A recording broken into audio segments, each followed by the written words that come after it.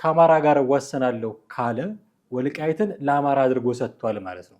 ለዛ ነው እሱ ምን አገባው ስለ ምዕራብ ትግራይ እያለ ኪዳን ሲደነፋ የነበረው። እንደውም የአእምሮ ህመምተኛም ሳይቀር ከጸበል ወስደው ማስገደድ ደረጃ ሄደዋል። አሁን ከምሽቱ 11 ሰዓት እስከ ሌሊት 12 ሰዓት ተኩል ድረስ የሌሊት ጉዞ የሀገር አቋራጭ አውቶቡሶች ተከልክለዋል። አንዳንዶቹ እንደውም በሊቢያ በረሃ ራሱ እየጠፉ እየሄዱ ነው። ለፌዴራል መንግስትን ለመውጋት ብሎ ደግሞ ወልቃይትን የሚተው ድርጅት አይደለም ቲፒኤልኤፍ እንደምታውቀው። አሁን የኤርትራ መንግስት በየትኛው ስሌት በየትኛው መንገድ ሄዶ እንደሆነ ሳይታወቅ ቀጥታ ያም አማራ ክልል ይቀርበኛል ወይ ደግሞ አማራን የሚያጎራብተኝ አለ ማለት ተወደደም ተጠላም ይሄ የክህደት ቃል ነው ብለህ ነው ልትወስደው የምትችለው። ጄኖሳይደር ናቸው የኤርትራ መንግስትም ፋኖም ብሎ ተናግሯል። ይሄ በአደባባይ የተናገረው ሀቅ ነው። አሁን እነ ምግበይ ስለ ቀጣዩ ጦርነት መፎከር መቻል ነበረባቸው።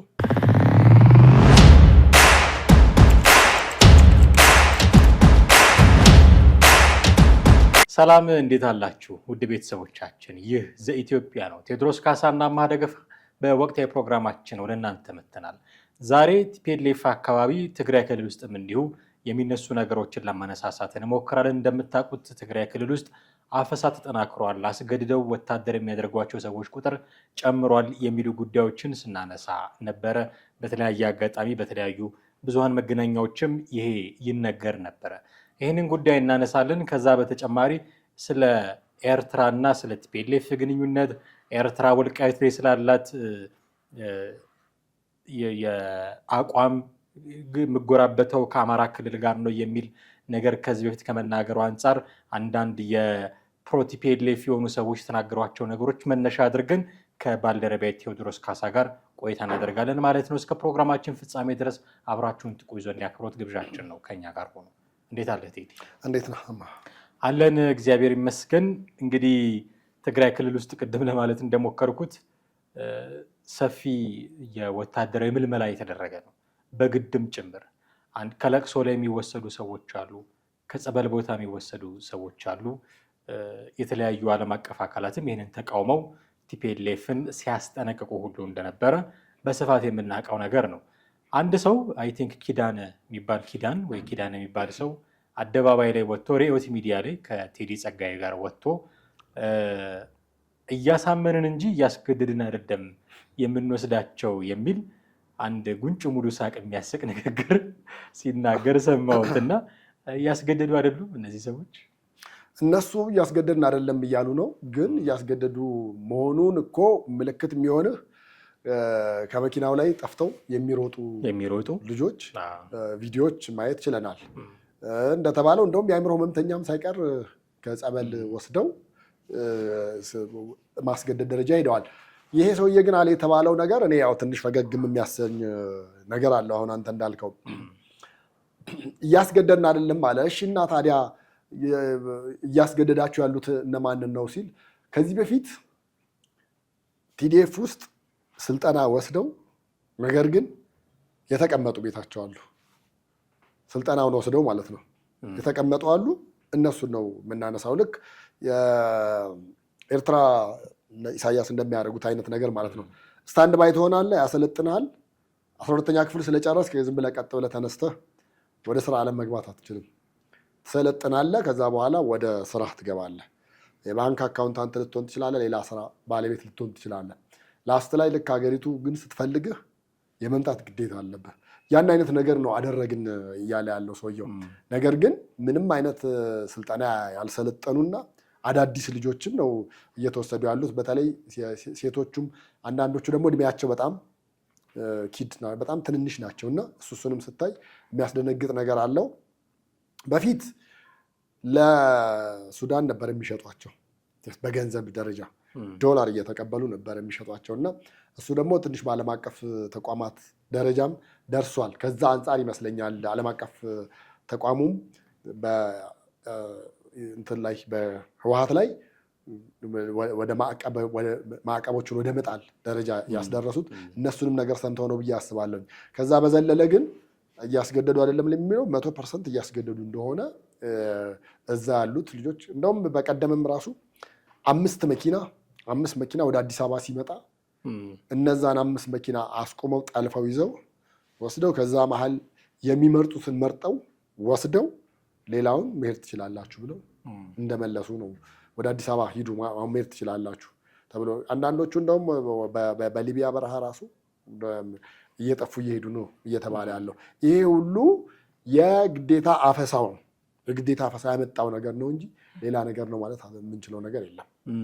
ማለት እኔ ማን እንዲያምናቸው እንደሆነ አላውቅም። እያስገድድን አይደለም። የአንድ ቤተሰብ ውስጥ ያለው የደረሰ ህፃናትንም በማሰለፍ የሚጠረጠር ቡድን ነው እንደምታውቀው። ግን እንደው የደረሰ ለውትድር ነው የደረሰ ግን ፍላጎት የሌለው ወንድ ልጅ ቢኖር እሱን ለውትድርና አለመስጠት ቤተሰቡን ገንዘብ ያስከፍላል። ወይ በገንዘብ ትቀይራለህ እንጂ እንደው አልሰጥም ማለት አትችልም። ይሄንን እያደረግ አይኛ እያስገድድን አይደለም ብትል ማን ነው የሚያምነው? አንደኛ። ሁለተኛ አሁን ከምሽቱ 11 ሰዓት እስከ ሌሊት 12 ሰዓት ተኩል ድረስ የሌሊት ጉዞ የሀገር አቋራጭ አውቶቡሶች ተከልክለዋል። ይሄ የሆነው በምን ምክንያት ነው? ወጣቶች ይህንን አፈሳ ይህን ወታደራዊ ምልመላ ተቃውመው ሽሽት በሌሊት እየወጡ ስለሆነ ነው። አይ አትወጡም፣ ከትግራይ ክልል አትወጡም፣ ወታደር ትሆኗታላችሁ ብለህ መንገድ እየዘጋ እያስገደድክ አንድ። ሁለተኛ ተሳፍረው የሄዱ የነበሩ በቀንም ጭምር ተሳፍረው የሄዱ የነበሩትን ወጣቶች ኬላ ዘግተህ አስወርደህ ወደ ሳዋ እየላክ ሳዋ ኤርትራ ማሰልጠኛ ማዕከል ወታደሮች ማሰልጠኛ ማዕከል እየላክ እያሰለጠንክ በዛ ላይ ወደ ሱዳን የሚሄድ የአርሚ 70 አባል አለኝ እያልክ ከነሱ ጋር አጅበህ እያቀላቅለህ እየላክ በድሮን ሲመቱብህ ሲያልቁብህ የተረፉትን እኮ ልክ ያለው ሱዳን ብለህ እንደ ስኬት እያወራህ አይ እያስገደድኩኝ አይደለም። ማንን ለማሳመን ነው ጥረት የሚያደርጉት? አሁን በወደዱም ጠሉም ዓለም አቀፉ ማህበረሰብ ትኩረት አድርጎባቸዋል። የሆነች ነገር ባደረጉ ቁጥር የሆነ መግለጫ ይወጣባቸዋል። የሆነች ሳት ያለች ነገር ባደረጉ ቁጥር ማስጠንቀቂያ ነው የሚጎበኛቸው ወዲያው። ይሄንን በሌላ በፕሮፓጋንዳ ስራ ለመመከት ብለው በአደባባይ ወጥተው ከሆነ እንደው ውሃ ቢወቅቱትን ቦጭ አይነት ነገር ነው። ለውጥ የማያመጣ እንቅስቃሴ ነው። ምክንያቱም በአደባባይ የሚታይ ሀቅ ነው። ቅድም አንተ ያልከው የቪዲዮ ማስረጃ በጣም ግልጽ የሆነ ሀቅ ነው። ከመኪና ላይ ወርዶ ጥይት እንኳን ሊተኮስብኝ ይችላል ብሎ ሳይፈራ ነው እየሮጠ ያመለጠው ልጁ። ይሄ በግዳጅ እዛ መኪና ውስጥ ያገቡ ሰዎችን ቁጥር እንዲሁ እንድንገምት ያስችለናል ማለት ነው። ስለዚህ እኛ አላስገደድንም፣ እንደው እያሳመንን ነው እያመጣን በመሳሪያ እያስገደዱ ማሳመን የለም፣ ኬላ እየዘጉ ማሳመን የለም። እና ወጣቱን ማህበረሰቡን እየዋሹ እንደሆነ ነው የምንረዳው። አንደኛ እሱ ነው። ሁለተኛ ይሄው እዚሁ ፕሮግራም ላይ ይሄው ኪዳነ የሚባል ሰው የተናገረው አንዱ ነገር ምንድን ነው? ስለ ኤርትራ መንግስት ነው የቀረበለት ጥያቄ ምንድን ነው? እንዴት ከኤርትራ ጋር ትሰራላችሁ ነው። ምክንያቱም ኤርትራን ጄኖሳይደር ብሎ ፈርጆታል። ፋኖንም እንደዛ ብሎ ነው የሚያምን። ፋኖንም ጄኖሳይደር ብሎ ኤርትራንም ጄኖሳይደር ብሎ ነው የሚፈርጃቸው። ግን ከነሱ ጋር እንሰራለን። ከነሱ ጋር የምንሰራው ያው እኛ ባስቀመጥነው አግባብ ልክ ነው። ግን ጥያቄ የተነሳለት የኤርትራ መንግስት እኮ የምንጎራበተው ከአማራ ክልል ጋር ነው ብሎ ተናግሯል። ምን ማለት ነው? ይሄ በወልቃይት በኩል ነው ኢትዮጵያና ኤርትራ የሚዋሰኑት አንድም አይደለ። ሌሎች አሉ ከወልቃይት ውጭ ትግራይም በትግራይ በኩል የሚያዋስኑ ቦታዎች አሉ። ግን የምንዋሰነው በአማራ ጋር የሚዋሰንበት መሬት የኤርትራ መንግስት ወልቃይት ነው። ወልቃይት ደግሞ የኔ ነው ባይ ነው ቲፒኤልኤፍ ወይ ደግሞ የትግራይ ልሂቃን። ስለዚህ የኤርትራ መንግስት ከአማራ ጋር እዋሰናለሁ ካለ ወልቃይትን ለአማራ አድርጎ ሰጥቷል ማለት ነው።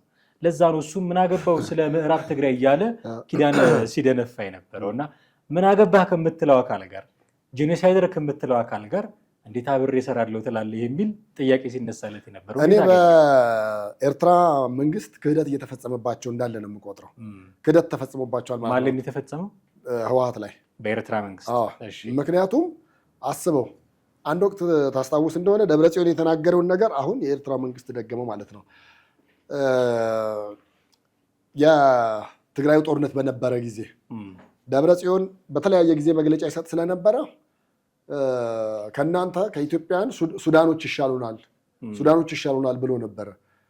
በቃ የሚያጎራብቱንም እነሱ ናቸው፣ በብዙ ነገርም የሚቀበሉን እነሱ ናቸው የሚል ድምዳሜ ላይ ደርሶ ነበር። አሁን የኤርትራ መንግስት በየትኛው ስሌት በየትኛው መንገድ ሄዶ እንደሆነ ሳይታወቅ ቀጥታ አማራ ክልል ይቀርበኛል ወይ ደግሞ አማራን የሚያጎራብተኝ አለ ማለት ተወደደም ተጠላም ይሄ የክህደት ቃል ነው ብለህ ነው ልትወስደው የምትችለው።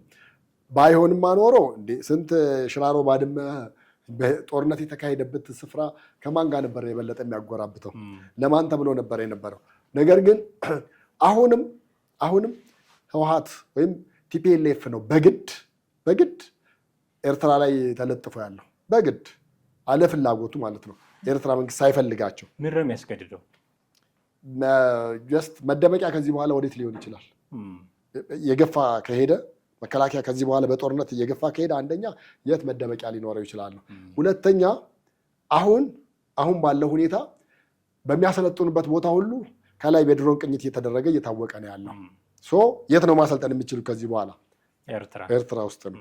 ኤርትራ ውስጥ ካላሰለጠኑ ትግራይ ውስጥ ከዚህ በኋላ አሰልጥነው አምጥተው በአደባባይ ወደ ጦርነት ውስጥ መግባት የማይችሉበት ሁኔታ ነው ያለው።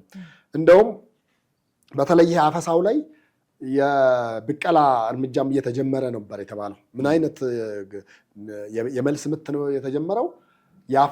ያፈሰውን ሰው ወታደሩን ያፈሰውን ሰው ቤተሰቡ ጋር ሄደው ጥቃት ማድረስ ጀምረዋል ተባለ። ከዛ በኋላ ምን ተደረገ? አሁን ደግሞ ዛሬ የሆነውን የምነግርህ እንደውም የሞንጆሪኖ ሰራዊት ነው ብሎ የጠሩት ራሱ የሞንጆሪኖ ሰራዊት ጭምብል አድርጎ የት ነው አዲጉደም የሚባል አካባቢ በቃ ጭምብል አድርገው ጀምረዋል አፈሳውን። ጭምብል አድርገው ማንነታቸው እንዳይታወቅ። ለምን? ብቀላው በተገላቢጦሽ እየመጣ ሄደ። አቶ ከሌ የተባለው ወታደር የመንግስት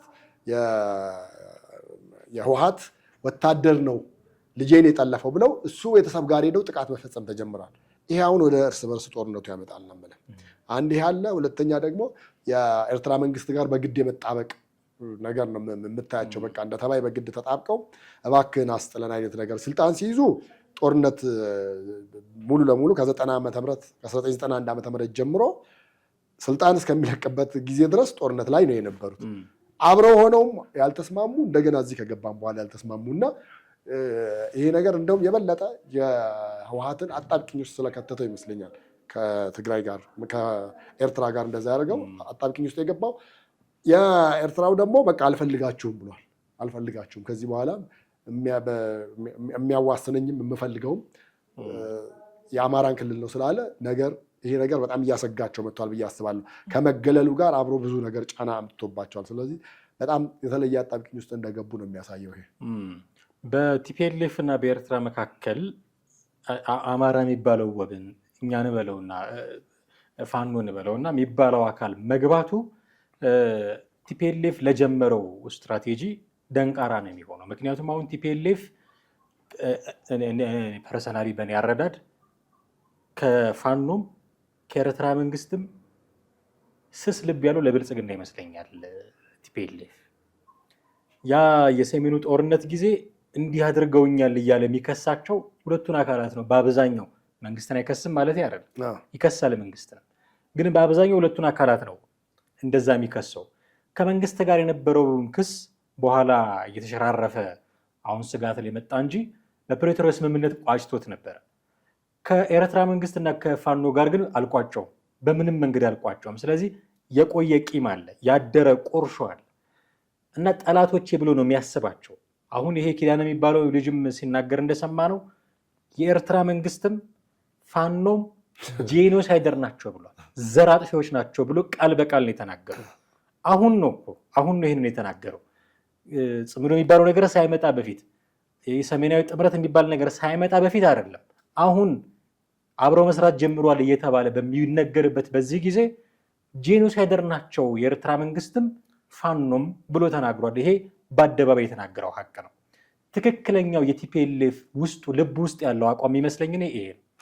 ከነዚህ ከኤርትራም ከፋኖም የተሻለ እንደውም ብልጽግናን ይወዳል ብዬ ነው ማስበው። ምክንያቱም ያደረጉኝን እኔ ያውቃለሁ ብሎ ሁሌ የሚደሰኩር ከአማራ ሊግ ጋር ነው ሂሳብ አወራረድ ያለው ያለው ጌታቸው ረዳ የዛሬ ነው ያደርገውና ከብልጽግና ጋር አላለም፣ ከኦህዴድ ጋር ምናምን አላለም። በእርግጥ ያኔ መሪው ጠቅላይ ሚኒስትሩ ስለሆኑ እሳቸውን በግልጽ 7ኛ ክፍል ያላለፉ ምናምን እያለ ይሳደብ ነበር ይታወቃል። ግን በልሂቅ ደረጃ ሲያወራ፣ በሆነ ማህበረሰብ ደረጃ ሲያወራ ግን ሪፈር የሚያደርገው የአማራውን ማህበረሰብ ነው። የትኛውም የቲፒኤልኤፍ ጄኔራል ብለው ፖለቲከኛ ብለው የሆነ ንግግር ሲያደርግ የአማራው ልሂቅ ብሎ ጠቅሶ ሳይናገር ወርዶ አያውቅም። ሁሌ ሂሳብ የሚያወራርዱት እንደውም ተሳክቶላቸው አማራ ክልል ገብተው ሰው ገለዋል አይደለም እንጂ ፖለቲካሊ ሂሳብ ባወራረዱ ቁጥር እዛ ላይ ነው የሚያወራረዱት። ስለዚህ እነዚህ ሰዎች ጠላቶቼ ናቸው ብሎ ነው የሚያስቡት ቲፒኤልኤፍ፣ ፋኖም ኤርትራም። ምንድን ነው እያደረገ ያለው? ጠላቶች የሚላቸውን አካላት ወዳጁ ያደርጋል። ለጊዜው ታክቲካሊ ነው የሚያደርገው። ወዳጁ ያደርግና አብሮ ያሰልፍና ከብልጽግና ጋር ይዋጋል። ዜን ካሸነፈ ከተሳካለት ከዛ የራሱን ጸብ ደግሞ ይጀምራል እነዚህ ሰዎች ላይ። ብልጽግና ነው ማለት የፌዴራል መንግስቱ ነው ሊያቀተው የሚችለው፣ ፋኖ ሊያቀተው አይችልም። የኤርትራ መንግስት ብዙ ጊዜ ተደጋግሞ እንደሚባለው የኤርትራ መንግስት ጦር የኤርትራን ድንበር ሳይሆን የፕሬዚዳንቱን ወንበር ለመጠበቅ ብቻ የሚያገለግል አይነት ነው ተብሎ ነው የሚገለጸው። በዛ ደረጃ ግሎባል ፋየር ፓወር የሚባል ዌብሳይት አለ፣ የሀገራትን የጦር አቅም የሚዘረዘር። አንድም ቀን ደረጃ ውስጥ አስገብቷት አይተናናቅም። በአፍሪካም ደረጃ በዓለምም ደረጃ ሲያወጣ እዚህ ገባ የሚባል የጦር አቅም የላትም። ቲዲኤፍ የሚባል ፓወር አለው ቲፒኤልኤፍ። ይነስም ይብዛም ያልፈታቸው ትጥቆች አሉት፣ በቁጥር በርከት ያሉ አሁን በግድም የሚያስገባቸው አሉ። እነሱን ተማምኖ ሊወጋ ይችላል ኤርትራን። ፋኖንም በዛ ደረጃ ሊወጋ ይችላል። የሚያቅተው ቴክኖሎጂካሊም የሚበልጠው የፌዴራል መንግስት ነው።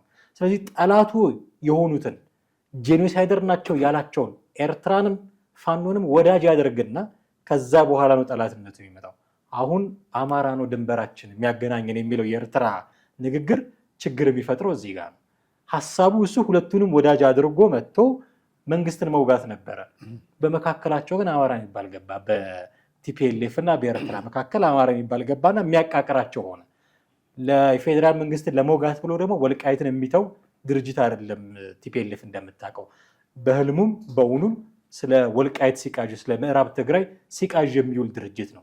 ስለዚህ በትግራይና ማለት በቲፒኤልኤፍ እና በኤርትራ መንግስት መካከል ፋኖ የሚባል ድርጅት መሀል ገብቶ ወልቃይት የሚባል መሬት መሀል ገብቶ መገኘቱ የሁለቱን ወገኖች ታክቲካል አሊያንስ ችግር ውስጥ የሚጥለው ይመስለኛል። እና አሁን ከጊዜ ወደ ጊዜ ጽምዶ የሚባለው አካል እየፈረሰ እየተፈረካከሰ ዲፕሎማቲካሊም ደግሞ በማዕቀብም በምንም አቅም እየከዳው እየመጣ ያለ ይመስለኛል። ቴዲ ህወሓት አንድ እርምጃ ሲራመድ አለ ካልኩሌሽን አይራመድም።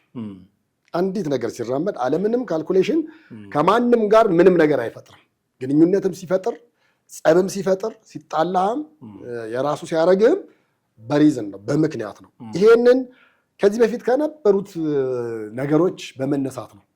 ለምሳሌ የኤርትራ መገንጠልን እንኳን ወደኋላ ትንሽ ፈቀቅ ብለህ ብታነሳው ኢሳያስን ፕሬዚዳንት አድርገው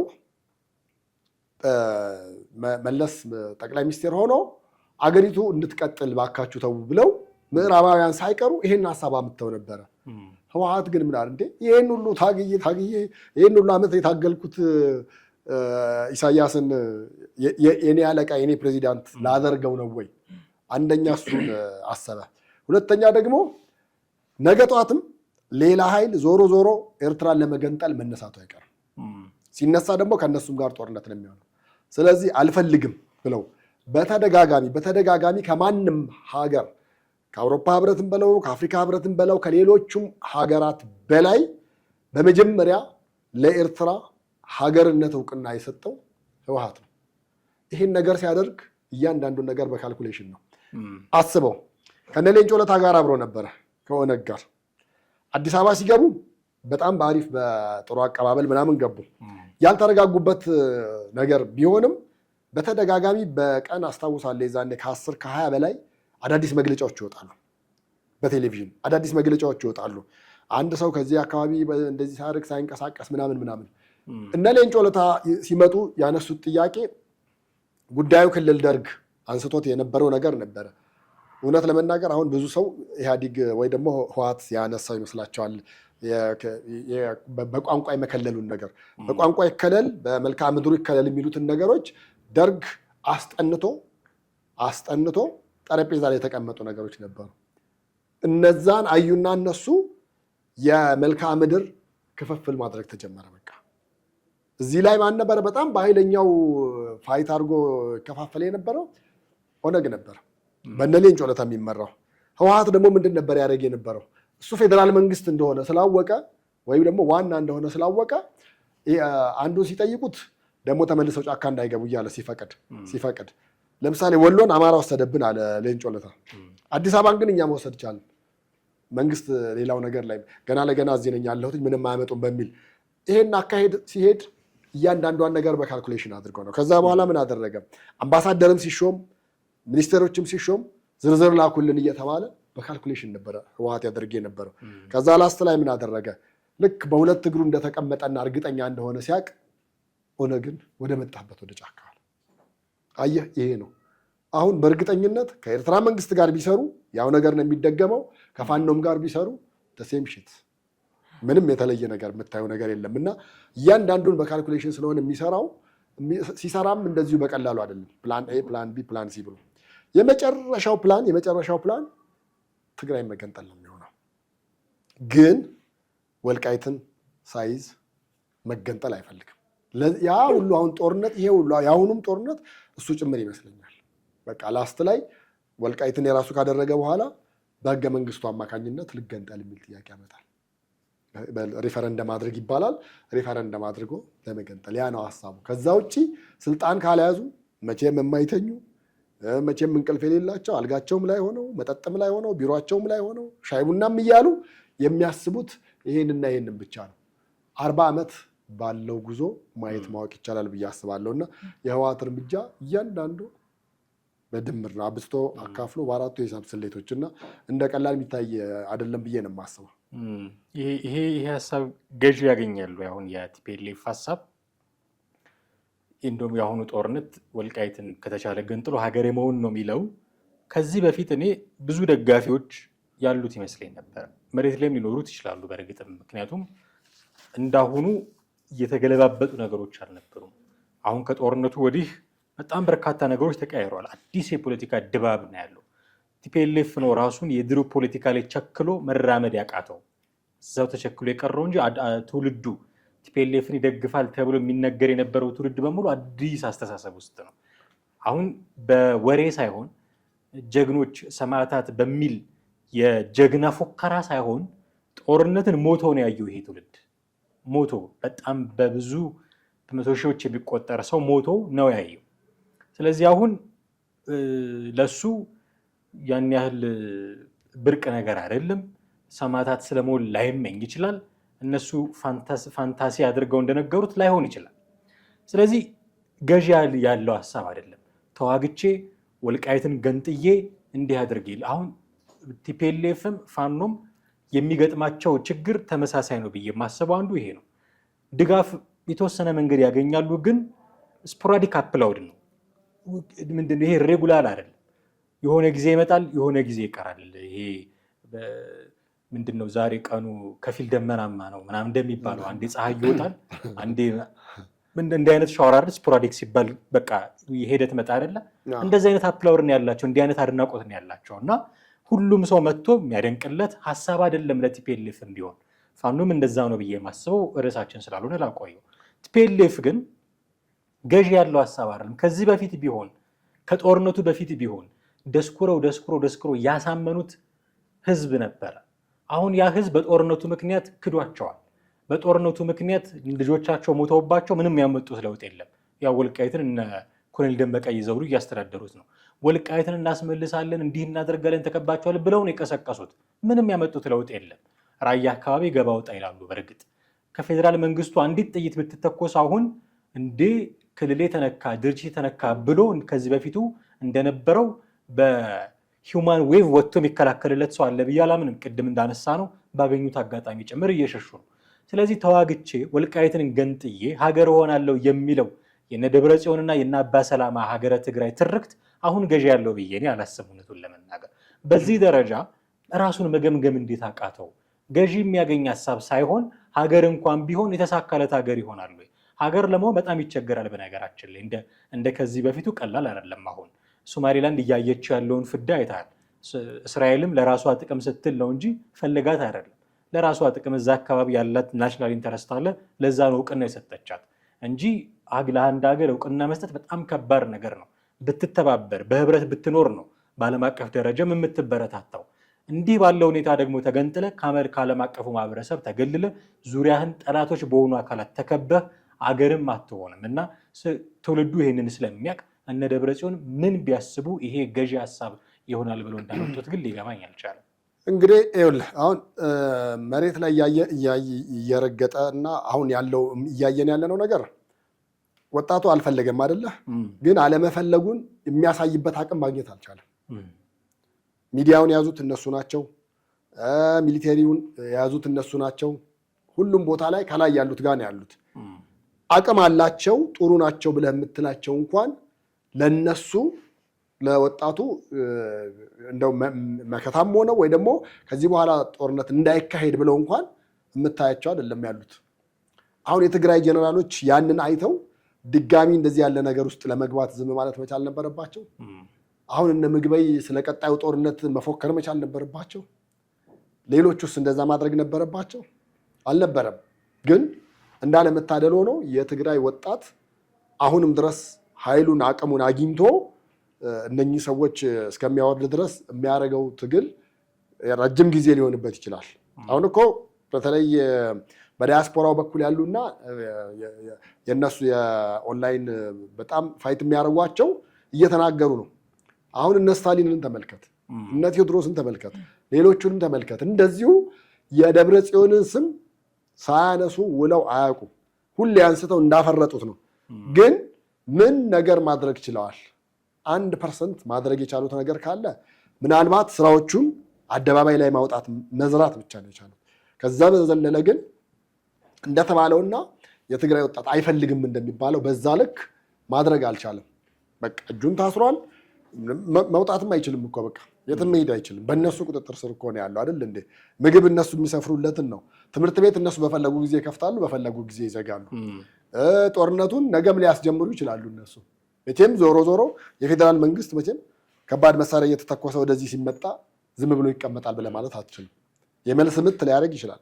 ጦርነቱ በዛው ሊጀመር ይችላል። በዛ መሀል የሚሞቱት የትግራይ ወጣቶች ናቸው። ግን ምንም ማድረግ አልቻሉም። አቅም የለም፣ ምን የለም። እንደገና ወደ ስልጠና ውስጥ ያስገቧቸው ደግሞ የሚነገራቸው ነገር አለ። የሚነገራቸው አሁን ሀራ መሬት የተባለውን በቀላሉ አይተዋል። ይህን ሰሞን እንደውም ቪዲዮ እየሰሩ ሲለቁ ነበር። የሆነ ቪዲዮ እኛ ሀራ መሬት የትግራይን መሬት ለማስመለስ ነው፣ ሌላ ዓላማ የለንም ምናምን ነገር ብለው ፊት ለፊት ሲናገሩ ታያለህ፣ ትሰማለህ። ግን ፋይዳ ብለህ ልትል የምትችለውን ነገር አንድ ያመጡት ነገር የለም እና የእነዚህ ነገሮች ጥርቅም እና ስብስብ ምናልባት ትግራይን ከሀገርነትም ከክልልነትም በታች በወረዳም ብለህ እንኳን በማትለው አይነት ቴክኖሎጂ እንድትጠቀምና አኗኗር እንድትኖር ምክንያት ሆኗታል። በጦርነቱ ሁሉም ፋብሪካዎች ዱቄት ሆነዋል፣ የሉም። ትምህርት ቤቶች እንደዛው፣ ትልልቅ ህንፃዎች በቃ አሁን ገና ማገገሚያ ጊዜዋ መሆን ሲገባ ግን እንደ አዲስ ነው ነገሮችን እያየን ያለ ነው እና እኔ ምንም ማድረግ አይችሉም ብለን መንግስት በሚናገረው ደረጃ ወይ ደግሞ የመንግስት ጀነራሎች ኤታማዦር ሹሞች በሚናገሩት ልክ አቅልሎ መታየት መቻል አለበት ብዬ አላስብም። እያደረጉ እያሳዩ ነው ያሉት። ሁሉን ነገር ማድረግ የፈለጉትን ሁሉ እያደረጉ ነው ያሉት። ምናልባት ያልተሳካላቸው አማራን ክልል ተሻግረው መጥተው 4 ኪሎ መግባት ብቻ ነው። ከዛ ውጭ ያለውን ግን እያደረጉ ያሉት እያየን ያለነውም ነገር ስለሆነ በቴሌቪዥን እኮ የሚሰጡት መግለጫ ላይ እኮ እንደፈለጉ ሆነው ነው እንትን የሚያደርጉት። በኢትዮጵያ ገንዘብ እየተጠቀሙ በኢትዮጵያ ሳተላይት እየተጠቀሙ ሁሉም ነገር በኢትዮጵያ ሆነው ግን ሀገረ ብለው ጭራሽ ሌላ ሀገር አድርገው ሰይመውም እየተንቀሳቀሱ ነው ያሉት። እኔ እንደቀላል መታየት መቻል አለበት ብዬ አልልም። ቴዲ በርካታ ነገሮችን አነሳን። አዳዲስ ነገሮች የሚፈጠሩበት ጉዳይ እንደሆነ ይታወቃል። እንዲሁ ደግሞ ሲኖሩ አዳዲስ ጉዳዮች ወደ ተመልካቾቻችን የምናደርስ ይሆናል። በጣም አመሰግናለሁ። ውድ ቤተሰቦቻችን እናንተም ከኛ ጋር የነበራችሁ ቆይታ እጅግ አድርገን እናመሰግናችኋለን። የዛሬው ፕሮግራማችንን እዚህ ላይ እናበቃለን። ሀሳብ፣ አስተያየት፣ ጥያቄ ይኖራችኋል በተለመደው መንገድ አድርሱን። ቴዎድሮስ ካሳና አማሃ ደገፋ ነበርን ከእናንተ ጋር ቆይታ ያደረግነው። በሚቀጥለው ጊዜ በሌላ ርዕሰ ጉዳይ እንጠብቃችኋለን። ጤና ይስጥልን።